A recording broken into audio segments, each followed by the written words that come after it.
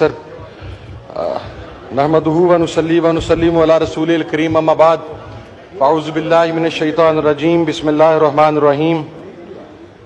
فقال اللہ تبارک و تعالی فی کلامہ ما کان محمد ابا احد من رجالکم ولکن رسول اللہ و خاتم النبیین وکان اللہ بکل شیء علیما صدق اللہ مولانا العظیم۔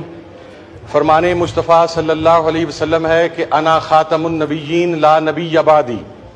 جناب اسپیکر، آج آپ کے توسط سے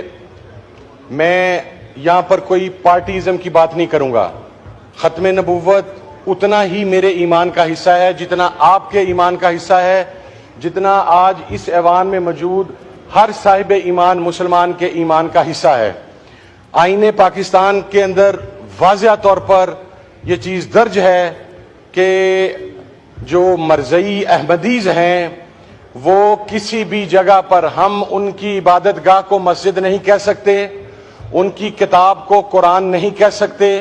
اور وہ کسی بھی جگہ پر ایسا فعل سرزد نہیں کر سکتے جو شاعر اسلام سے شامل ہو۔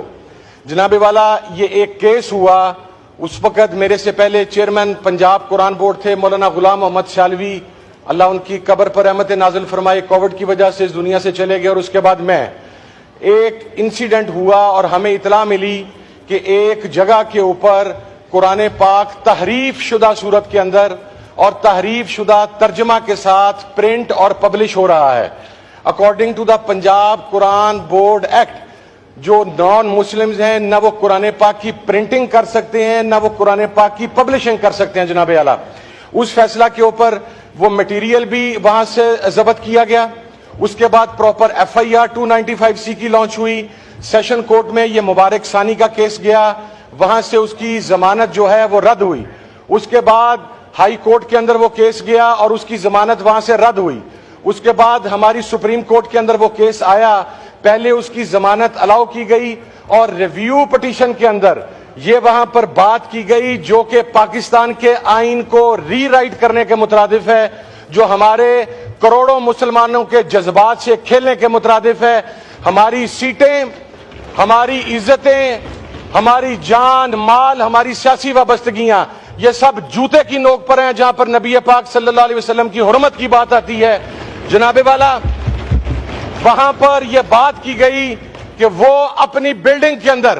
اپنی چار دیواری کے اندر اپنی مرضی سے کوئی بھی چیز وہ وہاں پر پیش کر سکتے ہیں اور اس کی بات کر سکتے ہیں۔ میں سوال پوچھتا ہوں اپنی سپریم کورٹ آف پاکستان کے ججی سے کہ جناب والا مجھے یہ بتائیں کہ ہم سب باشعور مسلمان ہیں اور ہمارے ہاں کسی کو کافر قرار دینا، کسی کے اوپر فتوے لگانا اور کسی کی توہین کرنے کی اجازت نہیں ہے۔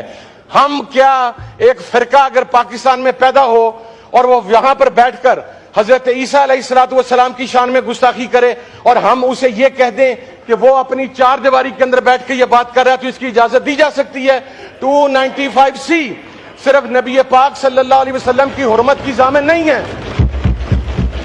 295C صرف نبی پاک صلی اللہ علیہ وسلم کی حرمت کی ضامن نہیں ہے یا اس کو تحفظ نہیں دیتی، بلکہ 295C 1,24,000 کم و بیش انبیاء و مرسلین میں سے ہر ایک کی اسی طرح حرمت کی حفاظت کرتی ہے جس طرح نبی پاک صلی اللہ علیہ وسلم کی حرمت کی حفاظت کی جاتی ہے۔ اور ایک اور بات عرض کر دوں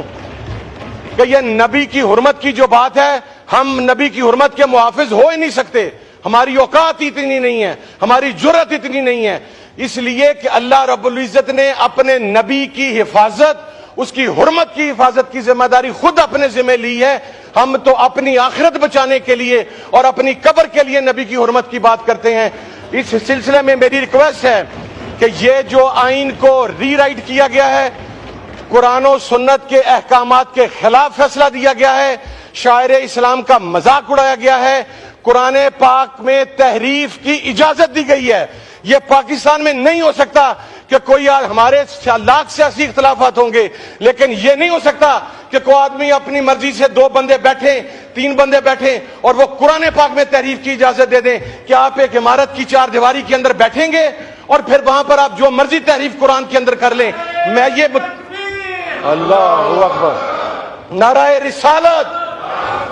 میں یہ مطالبہ کرتا ہوں کہ یہ ایوان بھی اپنی ذمہ داری پوری کرے اس حوالہ سے، اور آپ اس حوالہ سے ایک کمیٹی بنائیں، سپریم کورٹ سے بات کی جائے کہ آپ نے آئین پاکستان کو ری رائٹ کیا ہے، آپ نے آئین کی روح سے کھیلا ہے، اور جن ججز نے یہ کام کیا ہے انہیں انصاف کے کٹہرے کے اندر لے کر آنا چاہیے۔ اور میں یہ سپریم کورٹ آف پاکستان سے بھی ریکویسٹ کروں گا کہ آپ اپنے فیصلے کے اوپر نظر ثانی کریں جناب والا، یہ کوئی سیاسی ایشو نہیں ہے، یہ ہم سب کے ایمان کا معاملہ ہے، اور مجھے یقین ہے اسپیکر صاحب کہ آپ اس کے اوپر کوئی ایسی رولنگ دیں گے جس کے ساتھ جو کروڑوں مسلمان ہیں پاکستان میں اور اربوں مسلمان پوری دنیا میں، ان کے جذبات جو مجروح ہوئے ہیں، اس کے اوپر انشاءاللہ کوئی ایسا رولنگ آئے گی کہ آپ کی قبر بھی، آپ کی آخرت بھی، آپ فخر بھی محسوس کریں گے، اور انشاءاللہ آپ کا یہ فیصلہ صدیوں تاریخ میں یاد کیا جائے گا۔ آپ کی یہ رولنگ، بہت شکریہ جی، تھینک یو۔